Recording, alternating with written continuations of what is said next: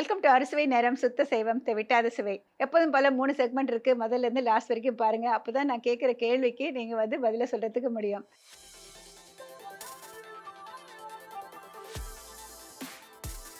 முதல் செக்மெண்ட்டான தினசரி சமையல நம்ம பார்க்க போறது கொக்கோ மிட்டாய். இது அந்த காலத்துலேருந்து நம்ம வீடுங்கள்ல செஞ்சுட்டு இருக்கிற ஒரு டிஷ் தான். ரொம்ப சிம்பிளானது தான். அது எப்படி பண்ணணும்னு சொல்லிட்டு பார்க்கலாங்க. அதுக்கு என்னென்ன இன்கிரீடியன்ட்ஸ் தேவைன்னு சொல்றேன். கவனமா பாருங்க.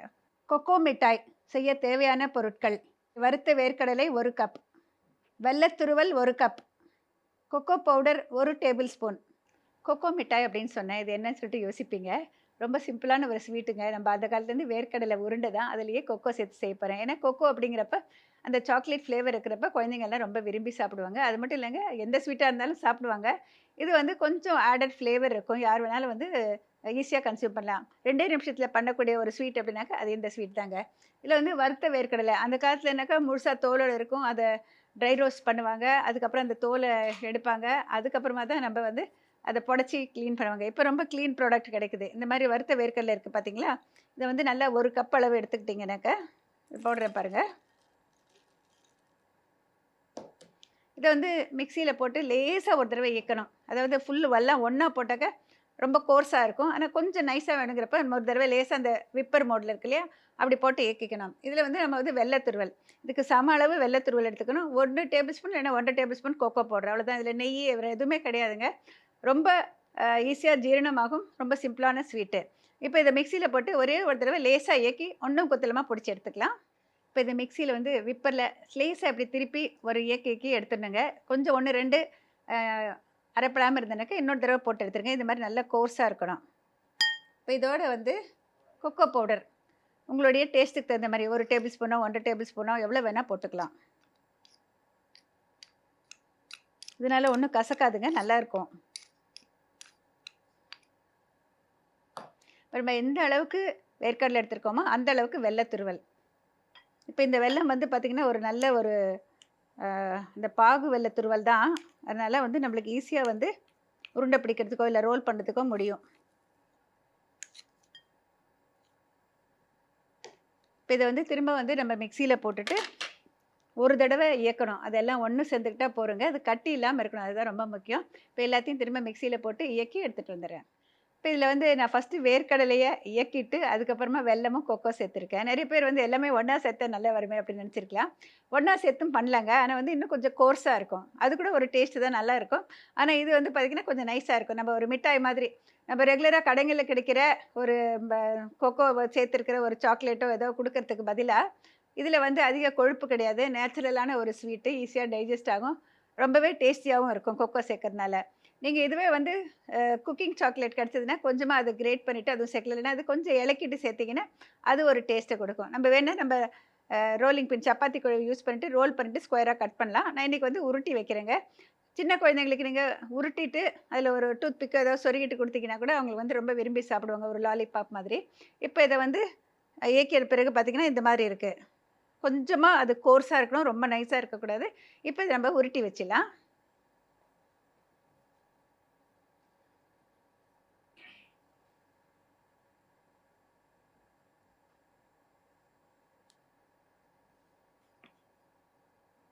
இதை உருட்டிட்டு கொஞ்சம் லேசாக மேலே ஃப்ளாட்டன் பண்ணியிருக்கேங்க. நம்ம விருப்பம் தான், நம்ம எப்படி வேணால் பண்ணிக்கலாம். நீங்கள் சாக்லேட் மோல்டு வச்சுருந்தீங்கன்னாக்கா அந்த மோல்டில் கூட போடலாம், நல்லாயிருக்கும்.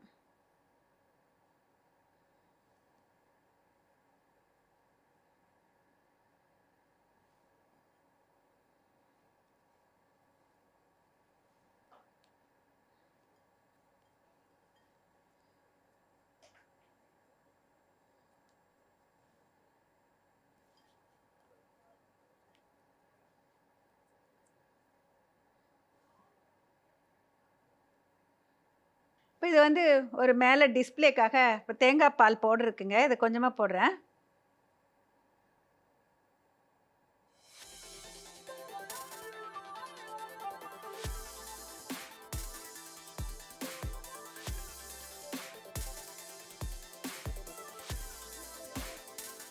கொக்கோ மிட்டாய் எப்படி பண்ண சொல்லிட்டு இப்போ ரீகாப் பார்க்கலாங்க. வறுத்த வேர்க்கடலையை மிக்சியில் போட்டு ஒன்றும் குத்தலமாக பவுடர் பண்ணி எடுத்துக்கோங்க. அதோட கொக்கோ பவுடர், அளந்து வச்சுருக்கிற வெல்லம் அதையும் சேர்த்துட்டு விட்டு விட்டு இயக்கி எல்லாம் ஒன்று சேர்கிற மாதிரி கலந்து ஒரு கிணத்துல எடுத்துக்கோங்க. கைகளால் உருண்டையாக உருட்டிட்டு லேசாக தட்டையாக தட்டிட்டு வச்சிங்கன்னா மிக சுவையான 2 நிமிஷத்தில் தயாராகக்கூடிய கொக்கோ மிட்டாய் தயார். ரொம்ப சிம்பிளான 2 நிமிஷத்தில் செய்யக்கூடிய ஒரு ஸ்வீட் ரெடி ஆயிடுச்சுங்க. இதுக்கு வந்து கொக்கோ மிட்டாய் அப்படின்னு சொல்லிட்டு சொல்லுவாங்க அந்த காலத்துலேருந்து. நீங்களும் ட்ரை பண்ணி பாருங்கள், ரொம்ப டேஸ்டியாக இருக்கும். அடிக்கடி உங்கள் வீட்டில் செய்ய ஆரம்பிச்சிடுவாங்க. இப்போ நம்ம பார்க்க போகிறது புதுமை சமையல்.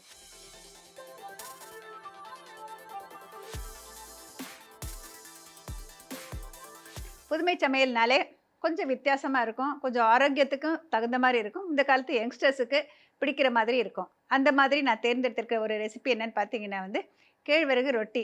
பொதுவாக நிறைய பேருக்கு வந்து கேழ்வரகு ரொட்டி செஞ்சாக்கா எனக்கு ஹார்டாக வருது, சிறுதானியத்தில் எது செஞ்சாலும் எங்களுக்கு வந்து கெட்டியாக வருது அப்படின்னு சொல்லுவாங்க. அந்த மாதிரி இல்லாமல் ஒரு சின்ன சின்ன டிப்ஸு தாங்க, இன்னும் கொஞ்சம் ஆரோக்கியமும் கூடுதலாக கொடுக்கும். அதே நேரம் ப்ரோட்டீன் சத்து நம்மளுக்கு சேரும், சாஃப்டாகவும் இருக்கும், எல்லா வயதினரும் விரும்பக்கூடிய மாதிரி இருக்கும். இந்த கேழ்வரகு ரொட்டி எப்படி செய்யுதுன்னு சொல்லிட்டு இப்போ பார்க்குறதுக்கு முன்னாடி என்னென்ன இன்க்ரீடியன்ஸ் தேவைன்னு சொல்கிறேன் பாருங்கள். கேழ்வரகு ரொட்டி செய்ய தேவையான பொருட்கள்: கேழ்வரகு மாவு 1 கப், 1 டேபிள் ஸ்பூன் பைத்தம்பருப்பு நன்கு வேக வைத்தது, பச்சை மிளகாய் விரும்பும் அளவு, உப்பு தேவையான அளவு, எண்ணெய் தகுந்த அளவு. கேழ்வரகு ரொட்டிக்கு தேவையான இன்க்ரீடியன்ஸ் எல்லாம் பார்த்தாச்சு இல்லைங்களா? ரொம்ப சிம்பிள் தான், ஆனால் ரொம்ப டேஸ்டியாக இருக்கும், வித்தியாசமாக இருக்குங்க. ரொம்ப ஒரு 10 மாத குழந்தையிலேருந்து வயசானவங்கலேருந்து யார் வேணால் அதை சாப்பிட்லாம். இது சாஃப்டாக இருக்கும். இப்போ இதுக்கு வந்து நான் பைத்தம்பருப்பை வந்து நல்லா வேக வச்சுருக்கேங்க. நல்லா கூழ் மாதிரி ஆகிற அளவுக்கு வேக வைக்கணும். இப்போ 1 கப்பு மாவு இருந்ததுனாக்கா உங்களுக்கு இது வந்து 1 டேபிள் ஸ்பூன் அளவு எடுத்துக்கலாம். இப்போ இதை வந்து இந்த பேனில் போட்டுக்கிறேன். இது வந்து ரொம்ப திக்காக இருக்குங்க. நீங்கள் கேழ்வரகு மாவு போடுறப்போ 1க்கு 3/4 கப்பாவது நம்மளுக்கு தேவைப்படும் இல்லையா? அது அந்த அளவுக்கு மாதிரி கொஞ்சமாக தண்ணி சேர்த்துக்கிறேன்.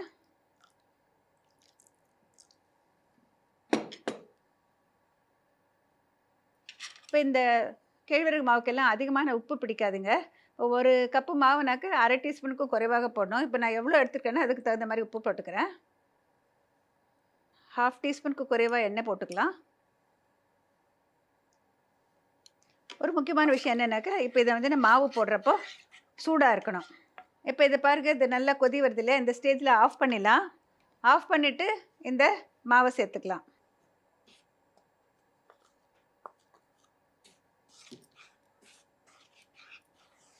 இப்போ இதோட வந்து நான் சேர்க்கப்படுறது பச்சை மிளகாய். நம்ம விழுதாக சேர்க்கலாம், இல்லைன்னா வந்து விதையை நீக்கிட்டு பச்சை மிளகாய் வந்து இந்த மாதிரி கட் பண்ணி வச்சுருக்கேன், இதை சேர்த்துக்கிறேன். ரொம்ப குட்டி குழந்தைங்க இருந்தாங்கன்னா நீங்கள் வந்து பச்சை மிளகாய் அவாய்ட் பண்ணிக்கலாம், ஆனால் அது சேர்த்தா ஒரு டேஸ்ட்டு கொடுக்கும். இப்போ இது வந்து இளம் சூட்டில் இருக்கிறப்ப நம்ம பிசையணும். எப்போவுமே இது மாதிரி பிசைகிறப்ப ஒன்று கொஞ்சமாக இளம் சூடான தண்ணி வச்சுக்கோங்க, இல்லைன்னா இந்த மாதிரி பயத்தம்பருப்பு வேக வச்சது மிச்சம் இருந்ததுனாக்கா அதை கொஞ்சம் எடுத்து வச்சுட்டு அதை சேர்த்து பிசைஞ்சிக்கலாம். இப்போ இது வந்து கை பொறுக்கிற சூட்டில் நம்ம பிசையணும். இப்போ பாருங்கள், நம்ம இளம் சூட்லேயே நம்ம இதை கலக்கணும். கலக்கிறப்ப இதை ஒன்றா உருண்டை பிடிக்க வருதான்னு பாருங்கள். அப்படி இல்லைன்னா முதலையே பயத்தம்பருப்பு வேக வச்சது கொஞ்சம் எடுத்து வச்சுருக்கேங்க, அதை சேர்த்துக்கலாம்.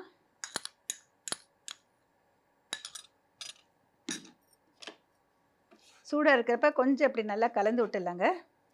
இந்த மாதிரி மாவெல்லாம் பார்த்திங்கன்னா இளம் சூடு இருக்கிறப்பயே நம்ம வந்து பிசைஞ்சிடணும், ரொம்ப நேரம் ஆற விடக்கூடாது.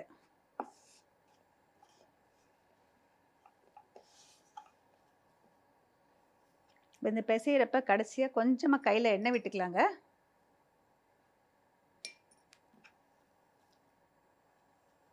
நல்ல பதமாக மாவு பிசைஞ்சிக்கணும். எப்போவுமே இதெல்லாம் வந்து பார்த்திங்கன்னா பிசைய தான் நம்ம கை சூட்டுக்கு கொஞ்சம் நல்லா இருக்கும், இல்லைன்னா உடையும் ஓரத்தில். நல்லா பிசைஞ்சிங்கனாக்கா நம்ம தட்டுறப்போ வந்து ஓரத்தில் உடையாமல் இருக்கும். இப்போ மாவை பதமாக பிசைஞ்சாச்சுங்க. இப்போ வந்து நம்ம கையில் உருட்டி பார்க்கலாம். இப்போ நம்ம உருட்டுறப்போ ஓரத்தில் உடையாமல் இருக்கணும். இந்த மாதிரி உருட்டை வருதுனாக்கா நம்ம வந்து ரெடியாக இருக்குன்னு அர்த்தம். கொஞ்சம் தளர இருந்தாலும் நல்லா வருங்க. இப்போ இதை ஒரு கிண்ணத்தில் மாற்றிடுறேன்.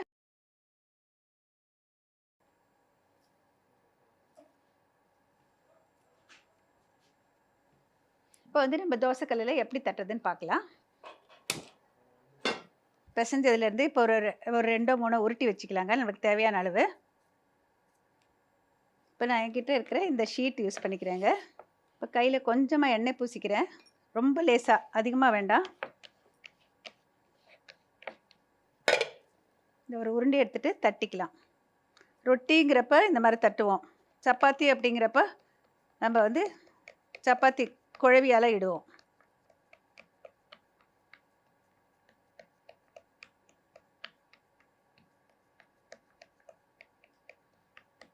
இது மத்தியில் ஒரு ஓட்டை போட்டுக்கலாங்க. இப்போ தோசைக்கல்லை சுட வச்சுருக்கேன். இப்போ வந்து இப்படி கையில் எடுக்க வந்தால் எடுத்து போடுங்க, இல்லைன்னா இந்த ஷீட்டோடு நாங்கள் எடுத்து போடுவோம் அப்படின்னு காமிக்கிறேன். இப்போ கல்லை சுட வச்சுருக்கேன். இப்போ இந்த ஷீட்டை வந்து அப்படியே இதில் கவுக்கணும். மெதுவாக கையில் இப்படி லூசன் பண்ணணும்.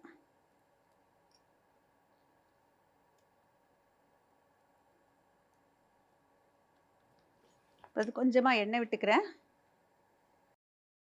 பொதுவாக இந்த மாதிரி கேழ்வரகு மாவில் எது பண்ணாலுங்க மேலே மூடி வைக்கணும், இல்லைன்னா வந்து ஒரு மாதிரி வெள்ளை வெள்ளையாக தெரியும். சிறுதானியத்தில் எந்த ரொட்டி பண்ணாலும் இந்த மாதிரி மூடி வச்சு தான் சுடணும். எந்த தோசை பண்ணாலும் சிறுதானியத்தில் இந்த மாதிரி தான் மூடி வச்சு தான் சுடணும். இப்போ இது கீழ்பாகம் வெந்து திருப்பி போகிறதுக்குள்ளே இன்னொன்று தட்டிக்கலாம். இப்போ இது வந்து இந்த ஷீட் வந்து சிலிக்கா ஷீட்டுங்க, அதனால் வந்து ரொம்ப சூடு தாங்கக்கூடியது. அதனால் டைரெக்டாக அப்படியே போடலாம். வாழை இலைன்னா எந்த பிரச்சனையுமே கிடையாது, வாழை இலையிலையும் பண்ணலாம். எத்தனை வாழை இலை வேணாலும் மாற்றிக்கலாம். கொஞ்சம் நம்ம கரெக்டான மாதிரி வச்சுக்கிட்டிங்கன்னா ஒன்றும் பிரச்சனை இல்லை. ரொம்ப முத்தின இலையாக இல்லாமல் கொஞ்சம் இளம் இலையாக இருந்ததுன்னா உங்களுக்கு கொஞ்சம் ஈஸியாக இருக்கும். 10 மாத குழந்தைங்க அப்படின்னு பார்க்குறப்ப அவங்களுக்கு வந்து சாஃப்டாக கொடுக்கணும், ஹெல்த்தியாக கொடுக்கணும் அப்படிங்கிறப்ப இந்த மாதிரி விஷயங்கள் எல்லாம் ஐடியலாக இருக்கும்.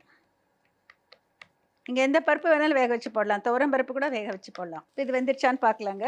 மூடியை கவனமாக திறக்கணும். இது நம்ம கவனமாக திருப்பி போடலாம்.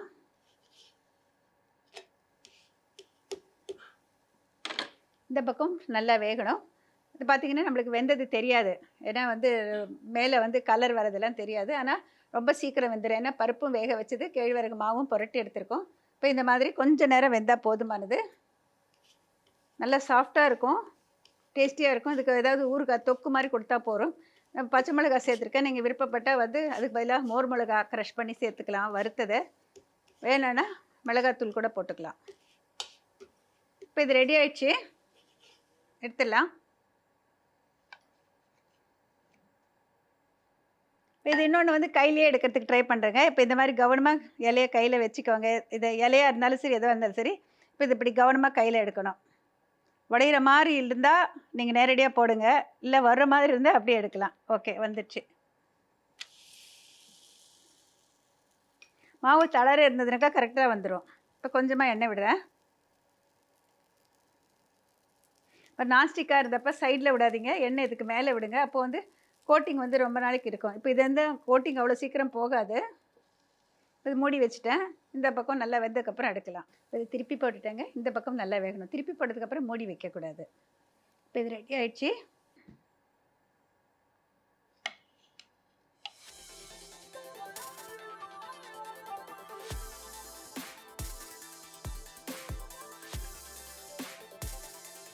கேழ்வரகு ரொட்டி எப்படி செய்யுதுன்னு சொல்லிட்டு இப்போ ஒரு ரீகேப் பார்க்கலாங்க.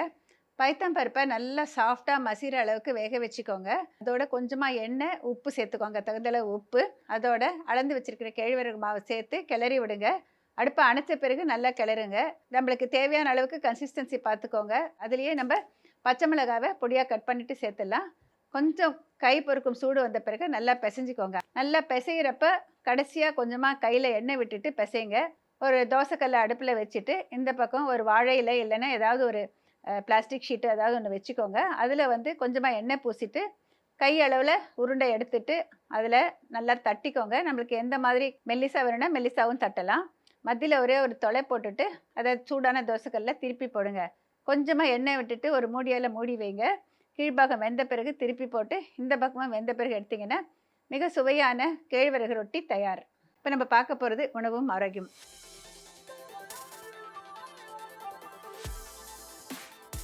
எப்போதும் போல் இன்றைக்கும் நம்மளுடைய டயட்ரிஷியன் வந்திருக்காங்க. அவங்கக்கிட்ட நம்ம வந்து பல விஷயங்கள் கேட்டு தெரிஞ்சுக்கலாம்.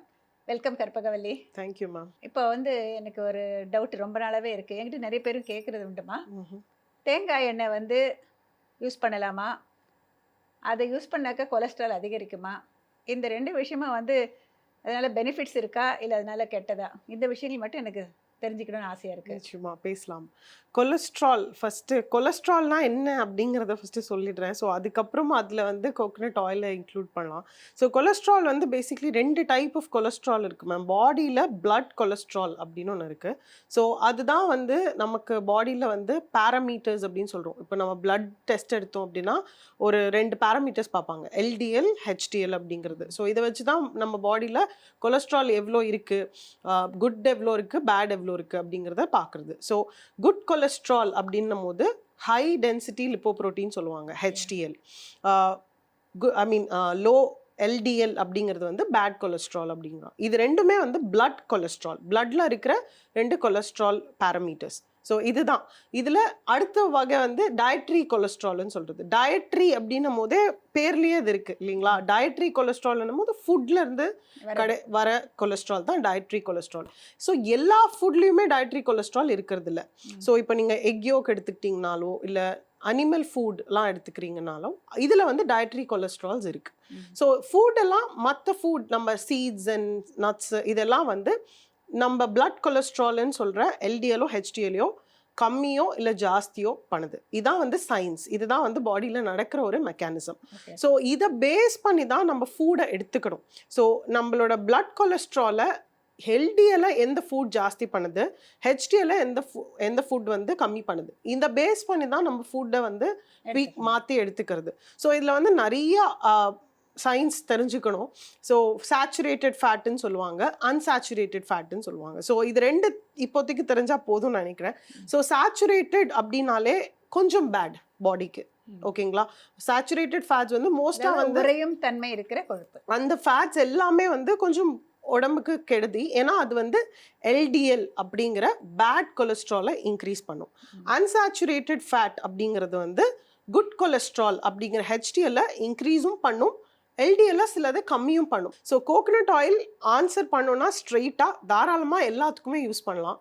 ரொம்ப சேஃபான ஈஸியான ஆயில், பாடிக்கு எல்லா வகையிலுமே பெனிஃபிட் தருது. ஸோ என்னெல்லாம் பெனிஃபிட் அப்படின்றத சொல்லிடுறேன். ஃபர்ஸ்ட் வந்து கொலஸ்ட்ரால், இப்போ நம்ம பேசிகிட்டு இருக்கோம் இல்லைங்களா, பிளட் கொலஸ்ட்ரால் LDLஆக இருக்கட்டும் HDLஆக இருக்கட்டும், இதை வந்து முடிஞ்ச அளவுக்கு HDLஐ வந்து ஜாஸ்தி பண்ணுது கோகனட் ஆயில். ஸோ HDL அப்படிங்கிறது குட் கொலஸ்ட்ரால் இல்லைங்களா. ஸோ அது பாடியில் ஜாஸ்தியானால் உடம்புக்கு நல்லது தான். கரெக்டுங்களா. ஸோ இப்போ வந்து நீங்கள் பிளட் ரிப்போர்ட் எடுக்கிறீங்க, பிளட் டெஸ்ட் எடுக்கிறீங்கன்னா டோட்டல் கொலஸ்ட்ரால்னு ஒன்று காமிக்கும். அதில் அந்த ரேஷியோ ஒன்று இருக்கும், LDL HDL எவ்வளோ. இந்த ரேஷியோவை பார்த்துட்டு தான் உங்களுக்கு கொலஸ்ட்ரால் ஜாஸ்தியாக இருக்கா அப்படிங்கிறத நம்ம டிசைட் பண்ணுவோம். HDL அதிகமாக இருந்து LDL கம்மியாக இருந்தால் கண்டிப்பாக இது ஓகே. கெட்டது நல்லது. நல்ல கொலஸ்ட்ரால் அதிகமா இருந்து கெட்ட கொலஸ்ட்ரால் கம்மியா இருந்ததுன்னா ரொம்பவே நல்லது. ஸோ அந்த HDLங்கிறது ரொம்ப ஈஸியா பாடியில இன்க்ரீஸ் ஆகுறது இல்லை, அதுக்கு நிறைய வேலாம் இருக்கு. ஸோ கோகனட் ஆயில் சேஃப், ரொம்பவே சேஃபாக கன்சியூம் பண்ணலாம். ஸோ இதில் வந்து ஜாஸ்தி சேச்சுரேட்டட் ஃபேட்ஸ் அப்படின்னு சொல்கிற ஃபேட் ஜாஸ்தியாக இருக்குது. ஸோ இந்த ரீசன்னால தான் கொலஸ்ட்ரால் ஜாஸ்தி ஆகிடும். ஸோ கோகனட் ஆயிலை ரொம்ப யூஸ் பண்ணாதீங்க அப்படின்னு சொல்கிறாங்க. பட் நம்ம ரெகுலராக மற்ற ஆயில் எல்லாம் கம்பேர் பண்ணும்போது கோகனட் ஆயிலில் வேற அட்வான்டேஜஸ் எல்லாமே நிறைய இருக்குது. என்னன்னா மீடியம் செயின் ட்ரைக்ளிசரைட்ஸ்னு சொல்லுவாங்க, MCT அப்படின்னு சொல்கிறது, மீடியம் செயின் ட்ரைக்ளிசரைட். இது வந்து அதோட ஸ்ட்ரக்சரை பேஸ் பண்ணி தான் அதை சொல்கிறது.